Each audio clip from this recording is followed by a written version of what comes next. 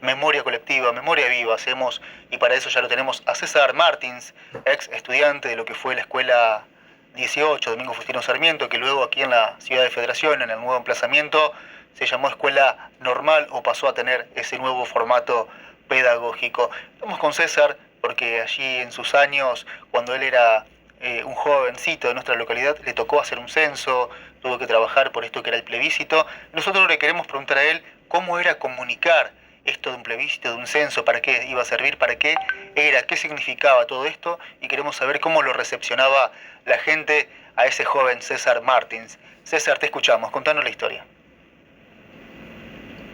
Hola Aldo, buenas tardes para usted y para todos sus oyentes. ¿Me escucha bien? Lo escucho perfectamente, César. Bueno, justamente queríamos saber un poco de historia local, cómo ustedes vivían en aquellos años y justamente este desafío, ¿no? De, bueno, hacer un censo en aquella comunidad de Federación en aquellos años 74, ya lo hablamos con un historiador recién, del contexto nacional, el contexto político global que se vivía en ese entonces. Pero usted coméntenos cómo se vivía la realidad desde ser un joven de 17, 18 años que estaba a punto de egresarse del secundario. Coméntenos esto. Nosotros, todo el grupo de la promoción 1974 del Instituto Secundario Domingo Faustino Sarmiento, llegamos allí mirándolo en el tiempo, diría por dos cosas, por necesidad y por inconsciencia, ya que la necesidad la teníamos por los escasos fondos que contábamos para hacer nuestro viaje de estudio. Sí. Y haciendo este trabajo podíamos tener la posibilidad de lograrlo.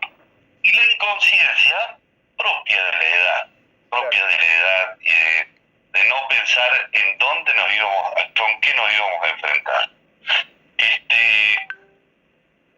El trabajo nos organizamos los alumnos, nada más hay que destacar que los alumnos con la venia de todos los directivos, pero los alumnos fuimos quienes nos organizamos, no tuvimos a nadie más, y en ese momento se había creado ENFISA. Sí, sí. Y desde allí recibimos que es el ente para la nueva Federación de Santa Ana, y desde allí recibimos toda la instrucción para poder realizar todo este trabajo. Y el plebiscito en sí era la elección, pero nuestro trabajo era llevar a cada uno de los domicilios que iban a estar involucrados y a cada una de las personas que habitaban ese domicilio la claridad de lo que iba a suceder. Y eso es la inconsciencia que yo digo, porque cuando fuimos a hacerlo, nos encontramos con que la mayoría de los habitantes no creían esto. No era que teníamos que explicarles dónde iban a ir, sino que convencerlos de que esto iba a suceder. Esta obra, que en el año 38 se estaba hablando, que en el año 46 se firmó el convenio binacional, estábamos en el año 74 y las cosas apuraban ya para la obra porque había que elegir el lugar, pero la gente no creía. El trabajo fue arduo para todos, pero nosotros, dentro del grupo de los 39 que trabajamos, 3 personas, una, Raimundo Lalo Gómez, y nosotros dos, que era Mario Domingo Palacios y yo, éramos de otro lugar, Gómez de Concordia y tanto Mario Palacios como yo de Tajarí. Y a eso lo mirábamos con otro cristal. Nosotros no íbamos a sufrir el desarraigo. Nosotros no íbamos a perder nada. Nosotros éramos mensajeros de la noticia. En cambio, todos mis compañeros, los que estaban al lado mío, estaban involucrados en esto. Era algo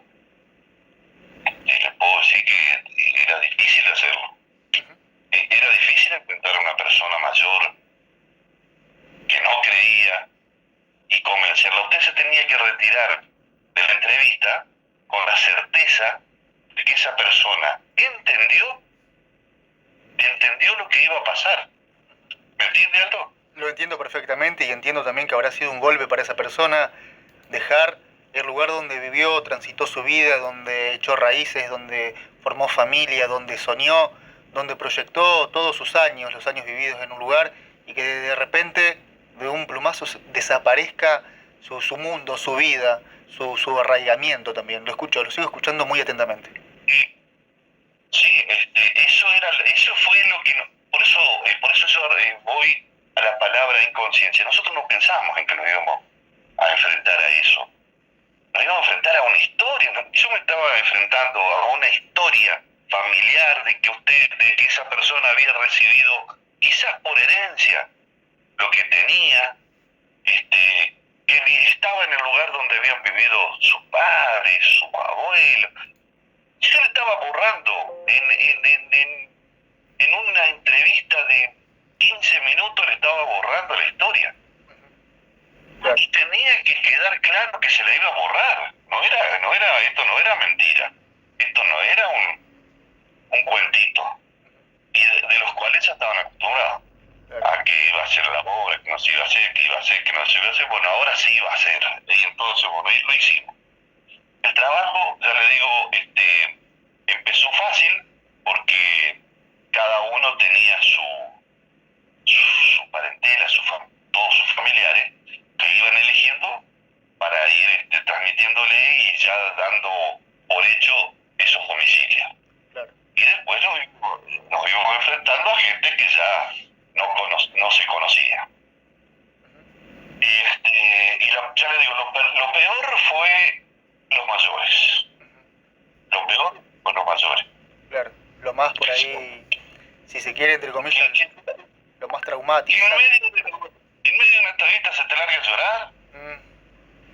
¿Y qué le iba a decir? ¿Qué palabra había para eso? Ni una. Sí, bueno, teníamos 17 años, ¿no? Y este trabajo nos llega a nosotros porque si estuviste con el historiador anteriormente, el panorama político obligaba a todas las